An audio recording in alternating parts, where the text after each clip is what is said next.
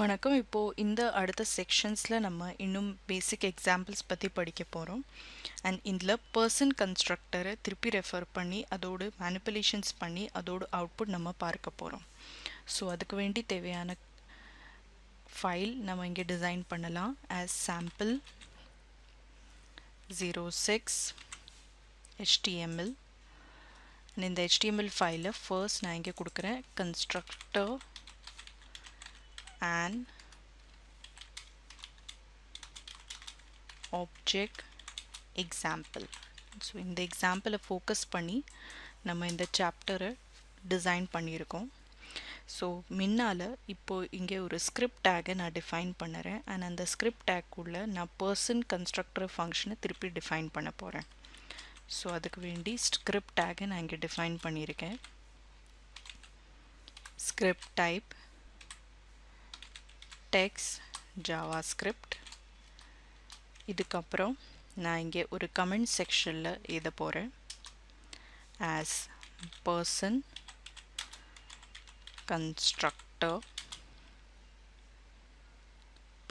constructor function.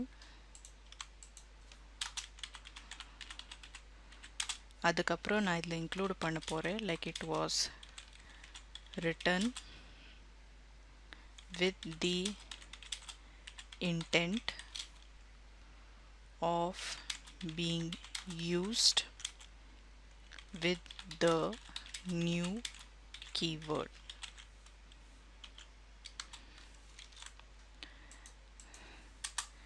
இதுக்கப்புறம் நான் ஒரு புதிய லாஜிக் இங்கே இன்க்ளூட் பண்ண போகிறேன். அது வந்து வேரியபிள் பர்சன். அது நான் இங்கே கால் பண்ணுவேன் வித் ஃபங்க்ஷன். அண்ட் இந்த ஃபங்க்ஷன் கூட நான் கன்ஸ்ட்ரக்டர் இன்வால்வ் பண்ணியிருக்கேன். அதுதான் பர்சனோட வேல்யூ. இதில் நான் 3 அட்ரிபியூட்ஸ் இருக்கிறேன். Living, age, gender. இது முன்னாலத்த எக்ஸாம்பிள்ஸில் நான் எக்ஸ்பிளைன் பண்ணியிருக்கேன். Living, age, gender. இதுக்கப்புறம் நான் கால் பண்ணுவேன் this dot living equals living. அதுக்கப்புறம் அடுத்த அட்ரிபியூட் நான் கால் பண்ண போகிறேன். அது வந்து ஏஜ்.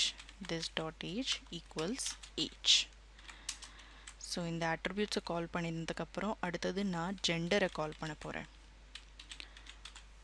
gender equals gender. இதுக்குள்ளே நான் ஒரு ஃபங்க்ஷனை டிஃபைன் பண்ண போகிறேன். இந்த லிவிங் அட்ரிபியூட் அண்ட் ஜெண்டரை சரியா அப்படியே இங்கே கால் பண்ண போகிறேன். ஸோ இந்த அட்ரிபியூட்ஸை நான் ஈஸிலி டிஃபைன் பண்ணியிருக்கேன். இதுக்கப்புறம் ஒரு மேஜர் ஃபங்க்ஷனை நான் கால் பண்ண போகிறேன். அது வந்து this dot get gender. இந்த ஃபங்க்ஷனை நான் கால் பண்ண போகிறேன். அது வந்து ஒரு இம்பார்ட்டண்ட்டான ஃபங்க்ஷன். அண்ட் இந்த ஃபங்க்ஷனுக்குள்ளே இருக்கிற அட்ரிபியூட்ஸை நான் டிஃபைன் பண்ணணுன்னா அது வந்து return this dot gender. So இது நான் செமிகாலனோடு என்க்ளோஸ் பண்ணி காட்டுறேன். இப்போ இங்கே கொடுத்துருக்கு must be a value. ஏன்னா கெட் ஜெண்டரோட ஃபங்க்ஷனை நான் இங்கே டிஃபைன் பண்ணியிருக்கேன் as ஃபங்க்ஷன். ஸோ அதுதான் இதோட பேசிக் இன்ஸ்டான்ஷியேஷன். அடுத்த இன்ஸ்டான்ஷியேஷன்னா இனிஷியலைசேஷன். இன்ஸ்டான்ஷியேஷன்னா இது நம்ம கம்ப்ளீட்லியாக ஸ்டார்ட் பண்ணுறோம். அதுக்கு இன்ஸ்டான்ஷியேஷனாக இங்கே டிஃபைன் பண்ண போகிறோம். இப்போ நான் பர்சன் ஆப்ஜெக்டை நேம் கோடியாக டிஃபைன் பண்ண போகிறேன். அது எப்படி அது நம்ம இப்போ பார்ப்போம். அது வந்து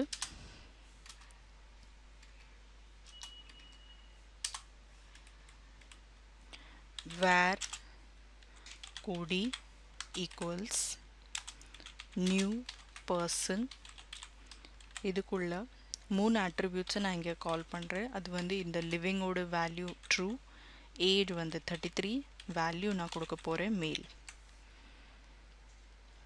இதுக்கப்புறம் நான் அடுத்த செக்ஷனில் இது இன்க்ளூட் பண்ணுவேன். அது வந்து இதோட லாகிங் பர்பஸ். அப்படின்னா console.log.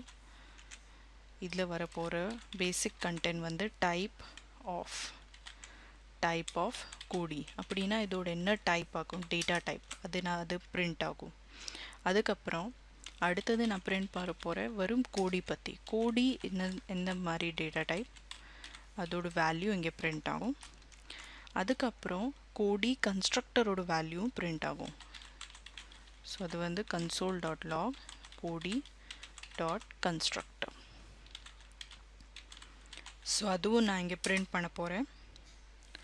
ஸோ நம்ம ப்ரௌசரில் போய் வெரிஃபை பண்ணலாம் இதோட அவுட்புட் என்னதாக்கும். இது நம்ம கன்சோலில் போய் வெரிஃபை பண்ணலாம் இதுக்கு தேவையான அவுட்புட் சரியாக வந்திருக்கா இல்லையா.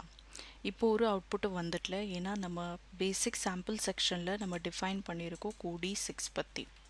நான் இந்த பேஜை திருப்பி ரெஃப்ரெஷ் பண்ணினேன். அப்போ எனக்கு ஆப்ஜெக்ட் டேட்டா டைப் கிடச்சிது. அது கோடியோட டேட்டா டைப். இன்னும் வரப்போகிற வேல்யூஸ் பர்சனில் இன்க்ளூட் ஆகிருக்கு. ஏஜ் as 33, ஜெண்டர் as மேல், அண்ட் அதுக்கப்புறம் கெட் ஜெண்டரோட வேல்யூ வந்து ட்ரூவாக இன்க்ளூட் பண்ணி காட்டி தந்திருக்கேன். அதுக்கப்புறம் எஃப் பர்சனில் லிவிங் ஏஜ் ஜெண்டர் அந்த கம்ப்ளீட் ஃபங்க்ஷனை நான் இங்கே கால் பண்ணியிருக்கேன். ஸோ இதுதான் இந்த கோடி அண்ட் இந்த டேட்டா டைப்போடு இம்பார்ட்டண்ட்டான வேல்யூ.